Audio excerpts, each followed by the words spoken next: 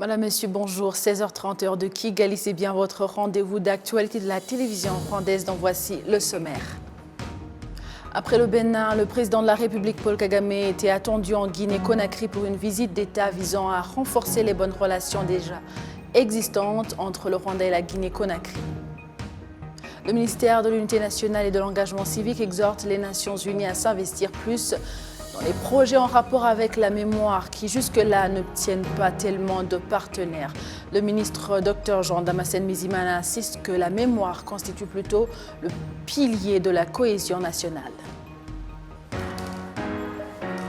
Nous reviendrons sur la commémoration en Belgique, la 29e commémoration du génocide perpétré contre les Tutsis au Rwanda en 1994. Restez avec moi, Amandine Dikoumassabo. Je vous reviens dans un instant pour les détails du journal.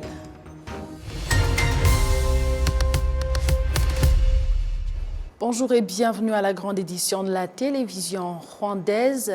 Après le Bénin, le président de la République, Paul Kagame, était attendu en Guinée-Conakry pour une visite d'État visant à renforcer les bonnes relations déjà existantes entre le Rwanda et la Guinée-Conakry. La présidence guinéenne a fait savoir qu'à l'aéroport international Ahmed Sékou Touré, le président Kagame sera accueilli par le président de la transition et chef de l'État, colonel Mamadi Doumbouya. Avant la Guinée-Conakry, le président Kagame a d'abord séjourné au Bénin et il a encore une fois affirmé que les Africains doivent travailler ensemble pour aller de l'avant. Le défi sécuritaire, le terrorisme dans cette région, pas juste quelque chose dont parle le Bénin, à travers le président Patrice Talon. Tout le monde en parle dans la sous-région, dans cette partie du monde, notamment l'Afrique de l'Ouest. Tel que ça l'est en Afrique centrale, en Afrique du Nord, en Afrique australe, il y a des défis sécuritaires de cette nature-là. Et nous avons donc décidé que nous ne pouvons pas coopérer, travailler main dans la main où se situe le Rwanda en Afrique de l'Est. Nous sommes aussi bien à cheval sur l'Afrique de l'Est que l'Afrique centrale. Et nous avons toujours maintenu le contact par rapport à tout ce qui peut se produire autour des frontières, dans la zone, y compris dans la situation sécuritaire prévalente dans la région. Nous sommes très heureux, bien sûr, de partager notre expertise et capacités que nous pourrons avoir. Et de la même façon, nous, bien sûr, serons prêts à apprendre du Bénin afin que la coopération soit bénéfique dans les deux sens de façon mutuelle. Cette coopération indispensable entre Africains a été également réaffirmée par son homologue béninois, Patrice Talon. Vous savez qu'à la douane, nous avons des expertises, des compétences sénégalaises. Nous avons des Européens, nous avons des Caribéens, des Antillais. Le Bénin, dans ce domaine, n'a plus de complexe. Nous allons chercher les compétences là où elles se trouvent. C'est dommage que bien souvent, quand nous faisons appel à des Européens, à des Américains, à des Chinois, on ne trouve rien à dire. Mais quand il s'agit des frères africains, on se demande, mais est-ce que cette même compétence n'existe pas sur le terrain? Moi, je suis très fier de ce que nous faisons et je me réjouis de ce retour parce que les Béninois sont partout dans le monde, comme experts. Il y a des Béninois au Rwanda, peut-être pas au titre de la coopération, mais des gens qui ont été identifiés sur le marché international du travail et qui ont été déjà bien avant nous au service de tel ou tel pays. Partout où je passe, lors de mes visites d'amitié ou de travail, j'ai toujours quelques Béninois qu'on me présente comme étant des compétences, des experts dans ces pays-là. Donc, si la coopération parfois met un accent particulier sur une demande d'un instant, cela ne veut pas dire que les échanges d'expertise n'ont lieu qu'à cet effet, qu'à cet égard, qu'à cette occasion. Les échanges de ressources humaines se passent déjà naturellement. Parlons toujours de ce périple du président de la République Paul Kagame en Afrique de l'Ouest. Les analystes estiment que les pays africains devraient mettre en avant la coopération entre eux et éviter toute confrontation qui ne présente aucun avantage pour leur développement. C'est en tout cas le point de vue de Damien, citoyen béninois qui mène ses activités au Rwanda. Le message, c'est que l'Afrique ne peut se développer que quand nous sommes unis. Nous ne sommes que des micro-nations et on essaie de se bagarrer entre nous. On a des petits regroupements régionaux comme la communauté des États de l'Afrique de l'Ouest, l'Afrique de l'Est, qui généralement ont des difficultés de fonctionnement parce que c'est des pouvoirs, parfois sans beaucoup de pouvoir ou beaucoup d'influence en termes de leur fondement et de leur composition. Ils ont peut-être un peu d'influence et ils pouvaient s'unir pour régler des problèmes de notre continent. L'Afrique ne peut que régler ces problèmes par lui-même. Et vous vous rappelez, moi j'étais au Ghana où j'ai grandi, où le président Obama, quand il a visité le Ghana pour la première fois en 2009, ce qu'il nous disait, c'est que l'Afrique, le développement de l'Afrique, c'est aux Africains. Et on ne peut pas le faire en division, en querelle, en se trouvant des problèmes que de se trouver des solutions. Donc, si vous voyez maintenant dans l'itinéraire même de cette visite, à part le Bénin, il y a la Guinée. Et quand vous voyez l'histoire, par exemple, d'un pays comme la Guinée, de Sékou Touré, qui a pu adopter quelqu'un comme Kwame Nkrumah dans l'histoire de l'Afrique, vous vous rendez compte que nos aînés avaient de bonnes intentions, mais cette question de le moi et l'ego de nos dirigeants parfois et même des peuples africains ont fait qu'on n'a pas su casser ces barrières et voir la possibilité de voir ce qui est utile. Moi, je suis encore rejeté dans beaucoup de pays où je veux aller, juste on me refuse le visa d'aller dans des pays africains jusqu'à présent, alors que je voyage partout dans le monde, en Europe, aux États-Unis, en Arabie Saoudite, partout en Israël, on me donne le visa. Mais entre les pays africains, on me refuse, on veut même me déporter des pays africains.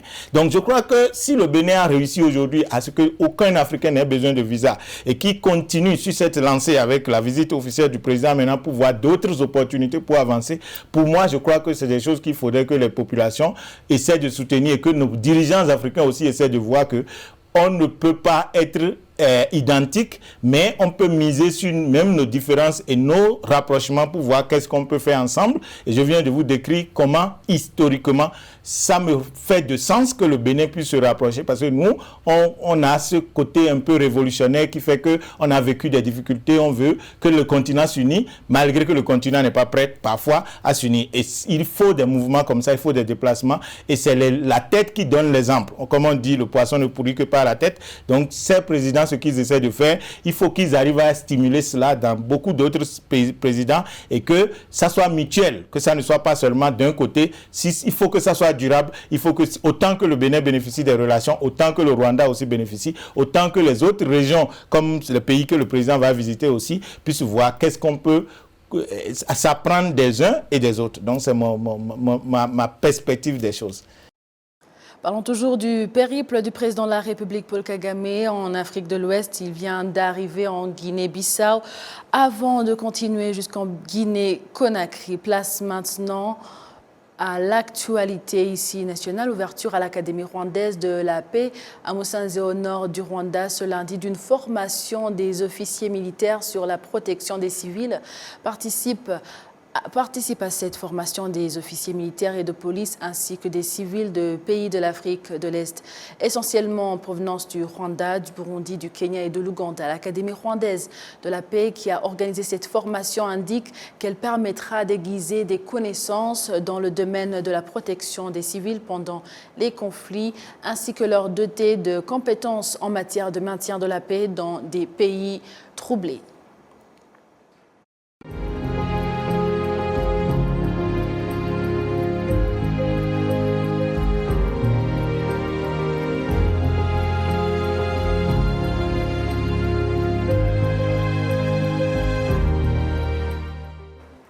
En cette date du 17 avril 1994, les massacres des Tutsis ont continué donc à travers tout le pays. Sans être exhaustif, dressons la liste de quelques lieux qui ont connu les massacres des Tutsis en 1994. Les détails, c'est dans le récit suivant. Ici, nous réitérons un appel pour que le volet mémoire, les Nations Unies travaillent beaucoup pour la reconstruction du Rwanda, la réconciliation, la cohésion nationale, mais les projets en rapport avec la mémoire n'obtiennent pas tellement de partenaires. Or, il n'est pas possible de bâtir un État qui est réconcilié avec lui-même, de consolider un peuple qui se réconcilie si le volet mémoire n'est pas mis en avant, s'il n'est pas soutenu. Je crois que le président d'Ibouka ne contestera pas ce que je dis. Et tous les projets qui sont soumis par Ibouka, par les survivants du génocide au bailleur de fonds, n'obtiennent pas de réponse positive. Alors qu'en réalité, la mémoire est le pilier de la reconstruction du Rwanda. Il est le pilier de la cohésion nationale et du progrès d'ailleurs que nous avons. Donc je réitère cet appel-là pour que, en même temps, en soutenant des projets de réconciliation nationale, d'unité, il faut aussi y inclure le volet mémoire qui est extrêmement important pour la cohésion nationale, comme je l'ai dit. C'était le ministre de l'Unité nationale et de l'engagement civique. Et maintenant, on continue avec Dr Damassen qui exhorte les Nations Unies à s'investir plus. Donc, les projets en rapport avec la mémoire, jusque-là, n'obtiennent pas tellement de partenaires. Le ministre Dr Jean Damassen Mizimana insiste que la mémoire constitue plutôt le pilier de la cohésion nationale. Et maintenant, on continue, on revient sur les images de cette date du 17 avril. Donc, en 1994, les massacres des Tutsis qui avaient continué à travers tout le pays sans être exhaustifs. Dressons donc la liste de quelques lieux qui ont connu les massacres des Tutsis en 1994.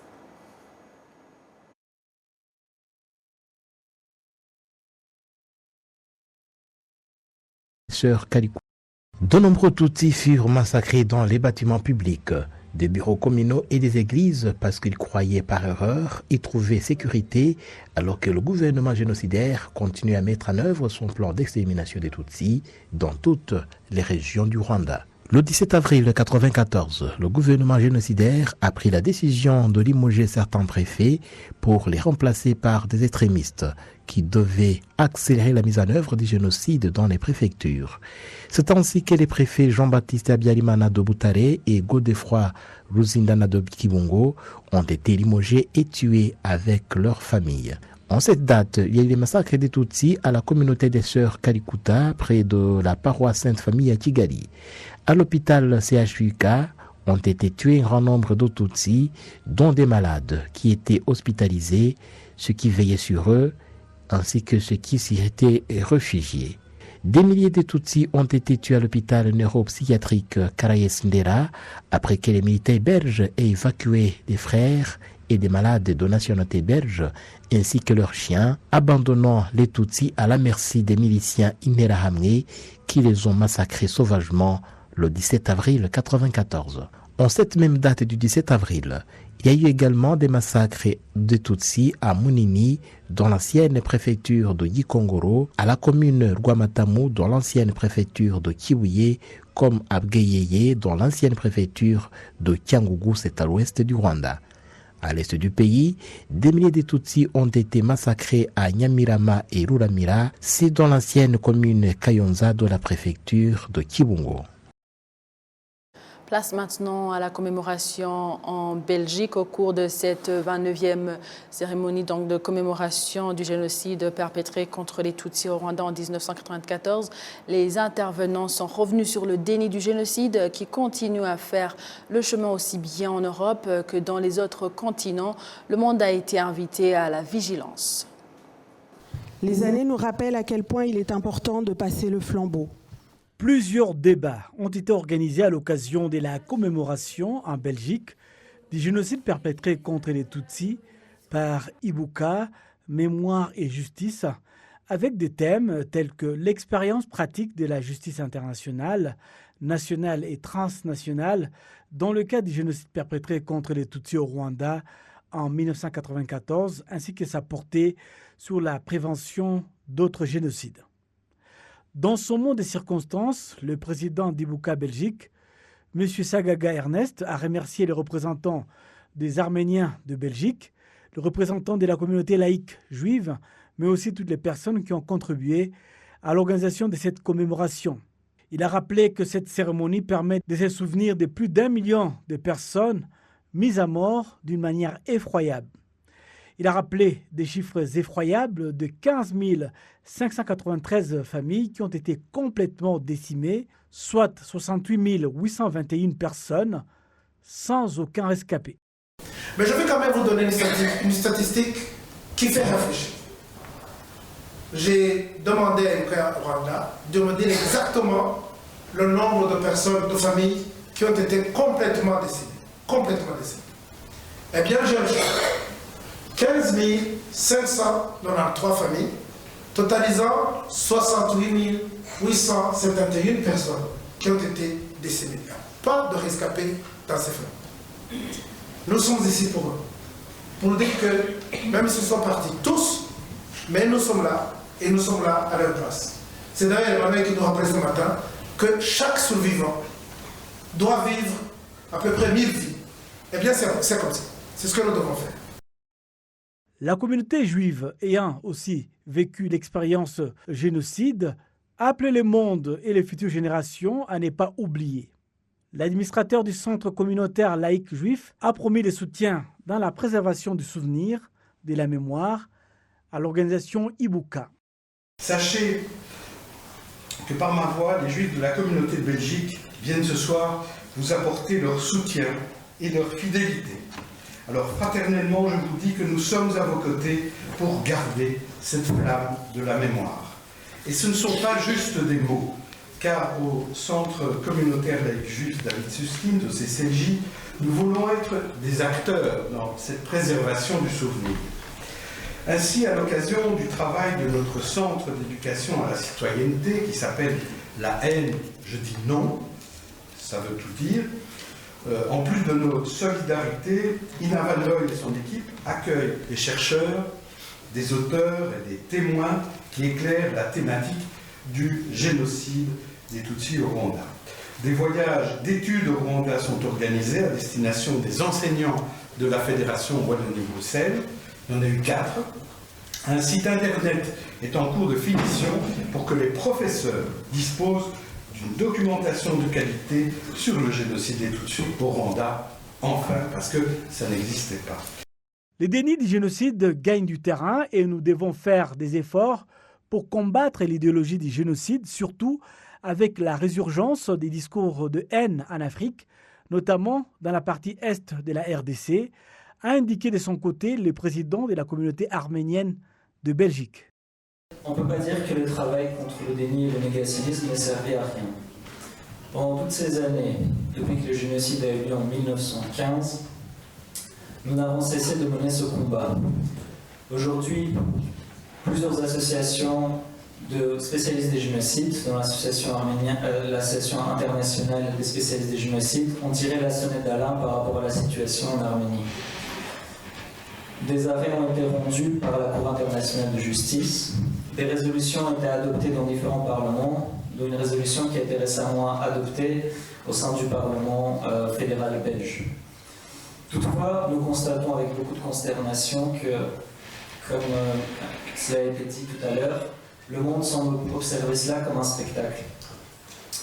L'opinion publique reste indifférente à cette situation.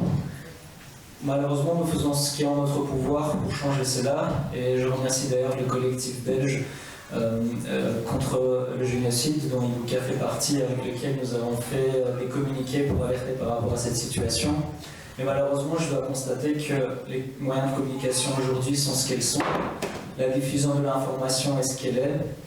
Et nous devons, je pense, faire des efforts pour unir nos forces, pour faire émerger ces questions face à l'opinion publique. Et je prends bonne note du message d'Ernest qu'une situation dangereuse se déroule actuellement également à l'est du Congo et qu'il faut absolument unir nos forces pour faire intéresser l'opinion publique par rapport à ces questions, car c'est l'opinion publique qui, au final, fera bouger les politiques. L'ambassadeur du Rwanda en Belgique, Dr Dieudonné Sebachongore, a déclaré que la présence des autres communautés qui ont connu les génocides lors de cette commémoration du génocide perpétré contre les Tutsis, mais aussi de la population belge, permet aux Rwandais de ne pas se sentir seuls, mais de garder la volonté de vivre et de survivre. Le combat pour perpétuer la mémoire n'est pas le combat d'un jour, mais un combat de plusieurs générations, a poursuivi les diplomates rwandais. Je voudrais rappeler que ce combat, ce n'est pas le combat d'un jour, c'est un combat des générations. Et c'est pourquoi on appelle à la conscience de la jeunesse d'être prête et ne jamais oublier d'où on vient et où on va. Parce que le rythme de la vie dans laquelle nous sommes tend à nous faire tout oublier.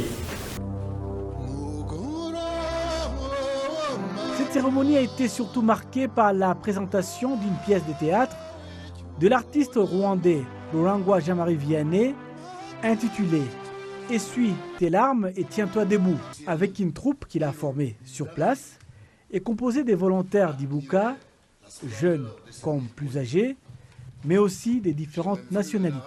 La pièce passe en revue les souffrances indicibles qu'ont traversé les Tutsis depuis la colonisation qui a divisé les Rwandais pour asseoir les bases de l'extermination d'une partie de la population de 1959 en 1994. Toujours dans l'esprit de mémoire, unité et renouveau, les écrivains spécialistes en histoire indiquent que l'expérience de l'écriture traduisant en mots la douleur et la souffrance vécue est l'un des meilleurs moyens de guérir les blessures.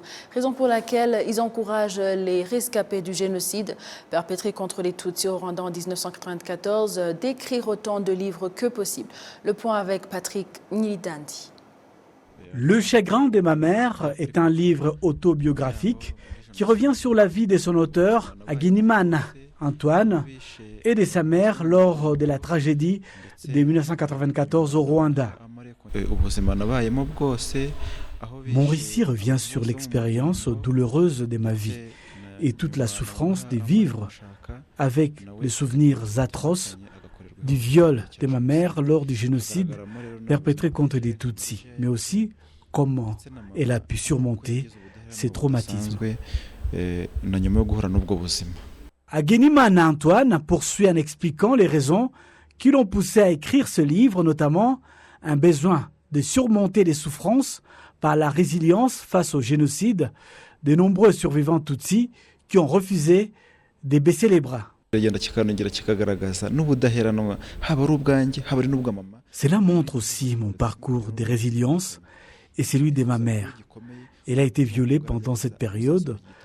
Alors, pour moi, ce que je voulais montrer dans ce livre, c'est que partout où vous pouvez être contrarié ou faire face à de nombreux problèmes, cela ne peut pas vous empêcher d'être résilient et atteindre vos objectifs.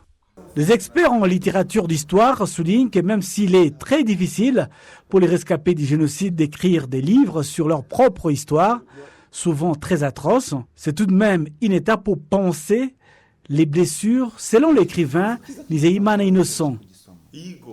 Ibitabo bivuga kuri jenoside yakorewe abatutsi ibyandikwa byinshi byandikwa n'abanyamahanga. De nombreux livres écrits sur le génocide perpétré contre les Tutsis ont été écrits par des étrangers.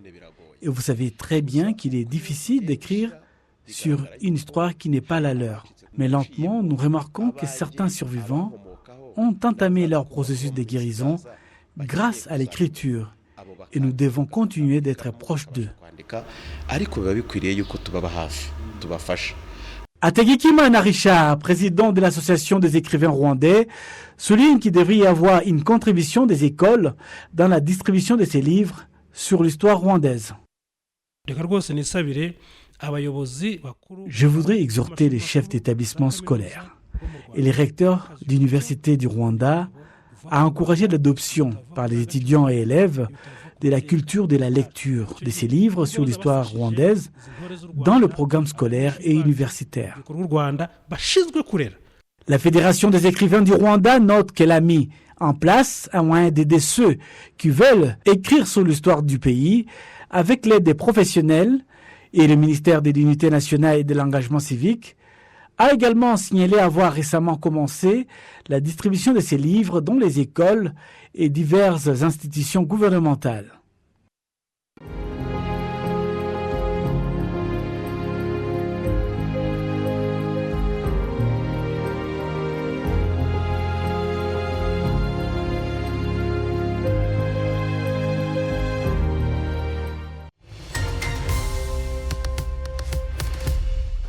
Voilà, c'est tout pour aujourd'hui. Merci à vous tous qui étiez au rendez-vous d'actualité d'aujourd'hui. Donc, au nom de toute l'équipe qui a réalisé la grande édition, je vous souhaite de passer une excellente suite du programme de la télévision rwandaise. Vous étiez avec Amandine Dikouma-Sabo. Au plaisir de vous retrouver prochainement pour un autre programme d'actualité. D'ici là, portez-vous bien.